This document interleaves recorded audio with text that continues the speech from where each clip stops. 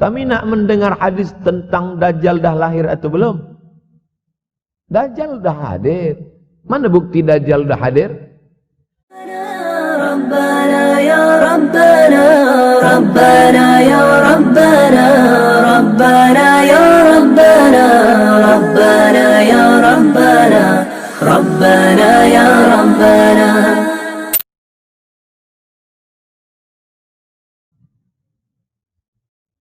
Tak terasa saya ini sudah 8 kali datang ke Kuala Lumpur. Awal-awal sekali 2014, 2015, 16, 17, 18, 19, 20. Sudah kali yang ke-7. Saya datang setahun sekali saja setiap bulan Februari. Bulan Februari datang. Rupanya dah yang ke-7 kali. Bulan Februari. Ini saya bagi tahu supaya kita semua faham. Saya datang bulan Februari supaya tak datang balik, datang balik, datang balik, datang balik. Sekali datang dari tarikh 2 hingga 9. Pusing, pusing, pusing, pusing, balik. Rupanya sudah kali ke-7, ke-8 kali datang menyampaikan tazkirah. Tak terasa. Dulu saya datang kemari belajar di UKM tahun 2003. Sekarang sudah 2020. 17 tahun. Tak terasa. Yataqarabuz zaman. Tanda-tanda kiamat, fitnah akhir zaman sudah dekat adalah yataqarabuz zaman, kata Nabi SAW. Waktu tak terasa. Tak terasa. Tak terasa dah engkau dah datang. Tak terasa waktu begitu cepat engkau sudah datang saja nak menagih hutang. Orang berhutang ni pun rupanya tak terasa juga orang datang. Yang memberi pinjaman pula terasa lama betul. Apakah beza antara 5 minit dulu dengan 5 minit sekarang? Sama. Apakah beza antara 24 hours, 24 jam dulu dengan 24 jam zaman Nabi dengan 24 jam zaman sekarang? Sama. Tak ada beza. Mataharinya sama, bulannya sama, buminya sama. Yang berkeliling mengelilingi matahari sama. Apa yang membuat berbeza? Apa yang membuat zaman itu yataqarabuz zaman? Ada hal-hal yang membuat kita sibuk. Dulu tak ada google.com, dulu tak ada Facebook, dulu tak ada Twitter, dulu tak ada BBM, dulu tak ada Instagram. Sekarang waktu habis. Bila kita tanya orang mana yang lebih lama, 5 minit atau 50 minit, semuanya sepakat mengatakan 50 menit lama, 5 menit kejap. Saya tanya 2 kali, pelajar-pelajar, penuntut-penuntut, mana yang lebih lama, 5 menit atau 50 menit? Semuanya berkata 50 menit lebih lama daripada 5 minit. Lepas tu saya balik, mana yang lebih lama? 5 minit menunggu azan maghrib bulan puasa, 50 menit status FB, Instagram. Oh, lebih lama 5 minit menunggu azan maghrib. 5 minit menunggu azan maghrib bulan puasa macam-macam mati jam. 50 menit hilang waktu tak terasa.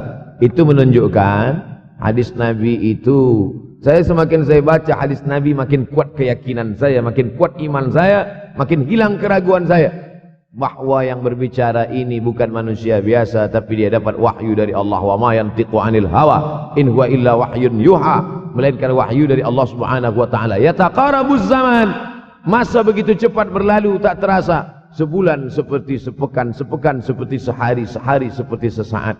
Akhirnya kita pun kehilangan waktu, habis. Saya Ustaz Abdul Samad, memang zaman ni tak terasa cepat betul. Rasa-rasa kejap, dah bulan Ramadan. Tak terasa baru saja Idul Fitri, dah masuk pula lagi. Masya Allah, begitu cepatnya masa berlalu. Maka jangan sampai semakin saya baca hadis ni, semakin kuat keyakinan saya bahwa Nabi Muhammad sallallahu alaihi wasallam mendapat wahyu dari Allah Subhanahu wa taala. Semakin kuat keyakinan dan keimanan. Kenapa? Seandainya Nabi berkata zaman nanti di akhir zaman itu semakin cepat, semakin dekat, semakin berlalu tak terasa, tapi kemudian zaman yang kita lalui tak sama seperti yang dikatakan Nabi. Mungkin datang juga keraguan dalam hati, betulkah ini? Tapi ternyata 1441 tahun lampau, 1440 tahun yang lalu Nabi mengatakan, dan hari ini terbukti zaman begitu cepat berlalu. Masya Allah, tabarakallah. Hari inilah ditemukan internet, hari ini datang television, hari ini datang WhatsApp, Hari ini datang yang melalaikan kita daripada Allah Subhanahu wa taala. Sehingga waktu datang sembang-sembang, cerita-cerita, tengok ini, update ini, tulis ini, tengok ini, pandang ini. Habis waktu berlalu. Padahal waktu inilah yang akan ditanya oleh Allah Subhanahu wa taala. 6 kali Allah bersumpah demi waktu. Terbit fajar. Wal fajri wa layalin nashr. Masuk waktu subuh. Was subhi idza tanaffas.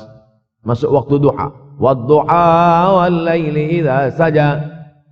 Masuk waktu siang. Wan nahari idza tajalla.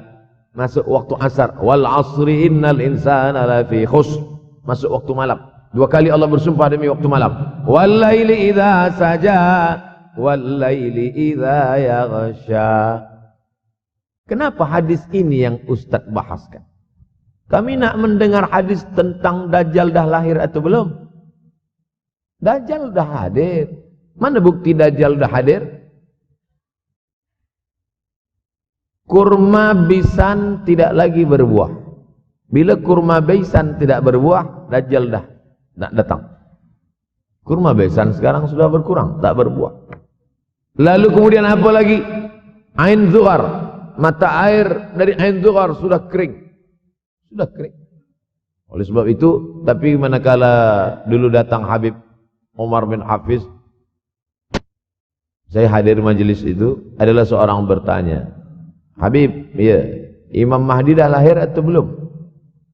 Saya tengok, Habib menjawab, sepertinya dia macam tak suka pertanyaan. Kata dia, kita tak perlu mencari-cari dia dah lahir atau belum, kampung dia di mana, dia lahir di hospital mana, dia tak perlu.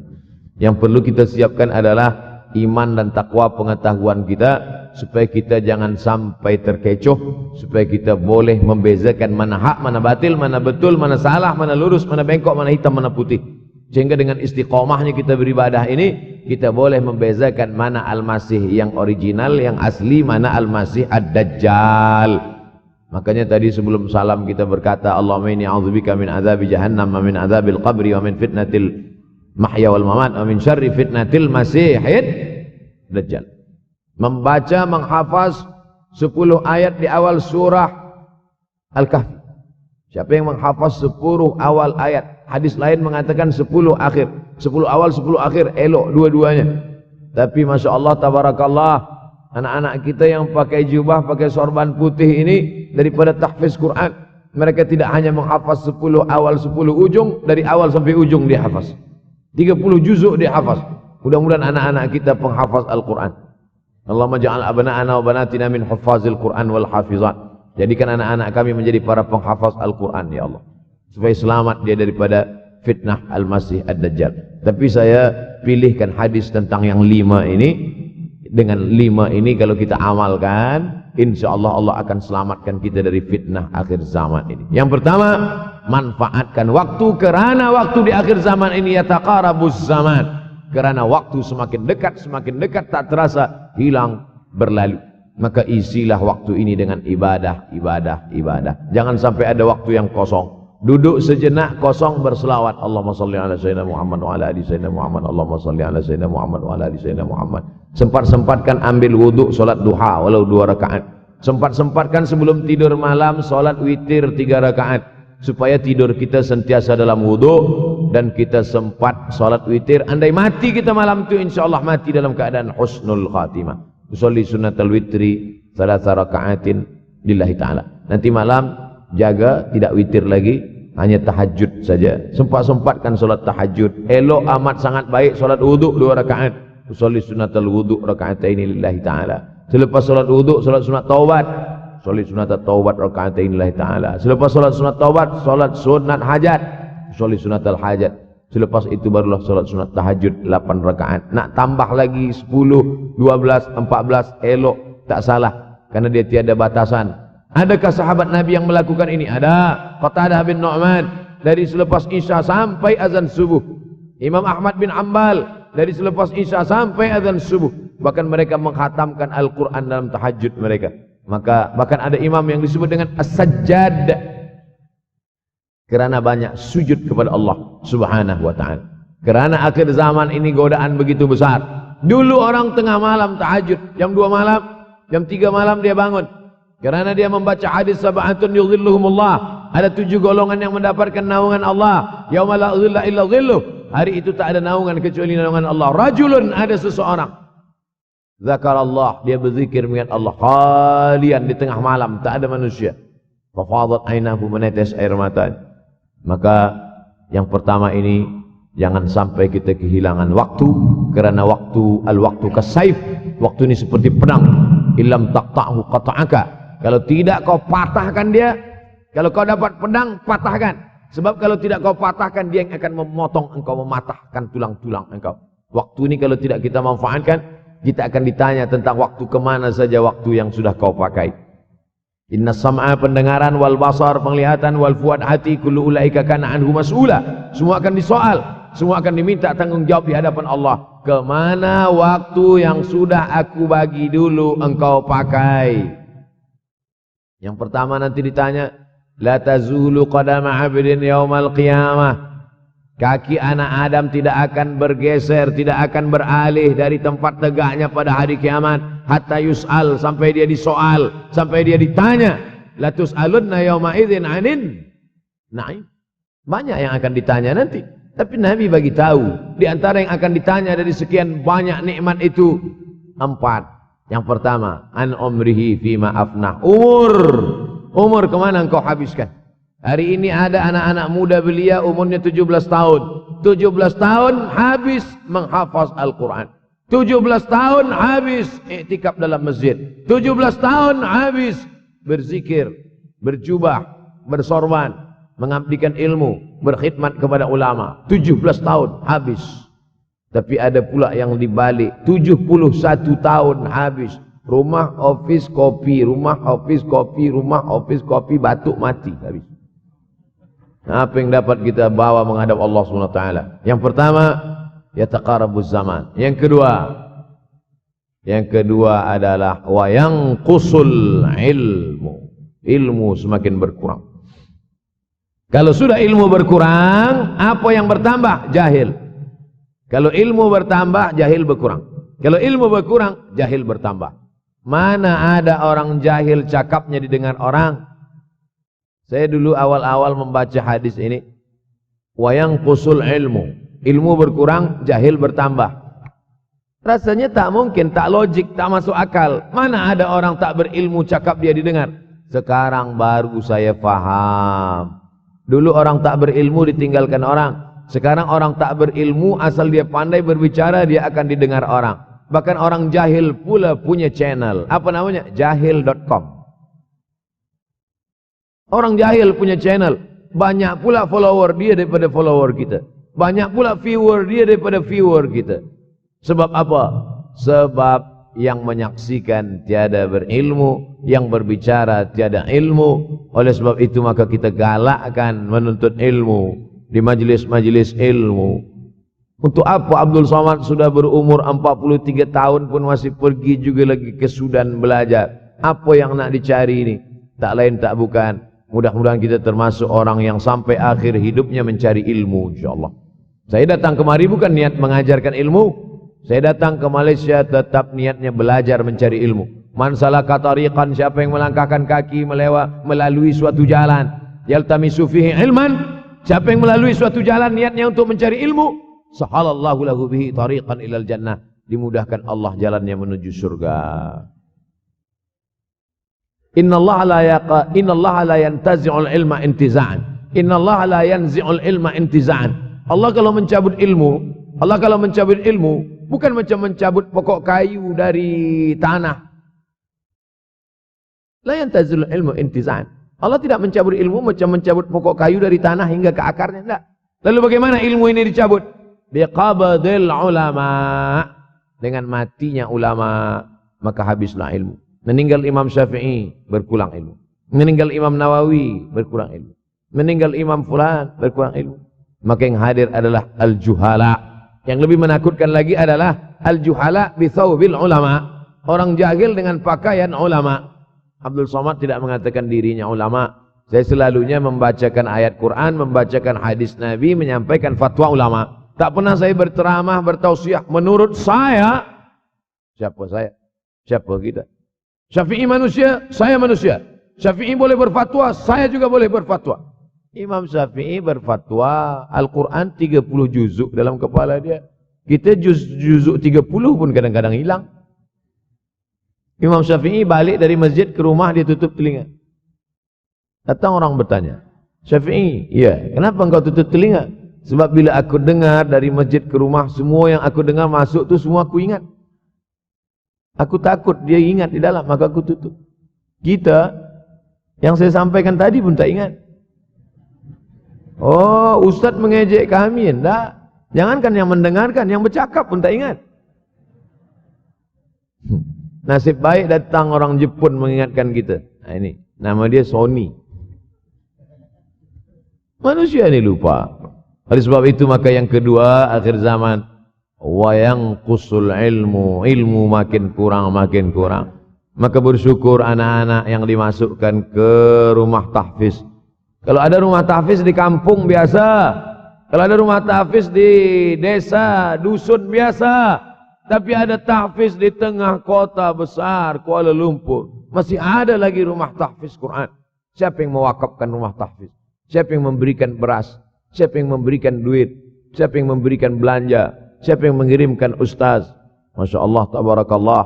Maka ini semua, mudah-mudahan kita istiqamah semuanya insyaAllah. Supaya apa? Supaya lahirlah anak-anak kita yang alim, berilmu. Karena ini makin banyak orang jahil. Al-taw bi ghairi ilmin, memberikan tazkirah, fatwa tanpa ilmu. Dhalla wa adalla, dhallu wa adallu, sesat, menyesatkan. Kalau setakat sesat saja, ini sudahlah sesat, menyesatkan. Na'udzubillah. Masuk yang ketiga. Yang ketiga adalah wa yanqusul ilmu, setelah habisnya ilmu-ilmu ini semua dicabut oleh Allah Subhanahu wa taala, lalu kemudian setelah ilmu dicabut Allah Subhanahu wa taala, wa yulqas syuh. Wa may yuqashuha, sin dengan hak kecil. Wa may yuqashuha nafsihi fa ulaika humul muflihun. Siapa yang selamat daripada sifat syuh, itulah orang yang beruntung. Hayya 'alal falah, mari kita menuju keberuntungan, kemenangan. Siapa orang yang menang? Selamat daripada sifat syuh. Ada orang menerjemahkan syuh ini pelit, bakhil. Bakhil ada yang lebih parah daripada bakhil. Syuh. Bakhil ini, bakhil tidak ingin memberikan uangnya untuk orang lain. Itu bakhil. Dia ada uang 10 ringgit. Uang itu hanya dia makan saja. Dia tak mau walaupun setengah sen kepada orang lain. Itu namanya bakhil. Kalau syuh ini, duit dia simpan, duit orang pula dia makan. Nah, itu syuh. Jadi lebih parah lagi. Oleh sebab itu kalau sudah ilmu ini dicabut, orang menjadi jahil, maka datang penyakit syuh yang ketiga. Apa itu syuh? Hubbud dunya, hubbul mal, wa tuhibbul mala hubban jamma. Engkau sayang kepada harta, amat sangat sayang. Dia pegang semuanya sampai tak meleleh, tak menetes walaupun satu tetes. Akhirnya mereka inilah pendusta-pendusta agama. Ara'aital ladzi yukadzibu biddin. Tahukah kamu siapa itu yang mendustakan agama? Fadzalikal ladzi yad'ul yatim. Mereka itulah yang membiarkan anak yatim. Wala yahuddu ala ta'amil miskin.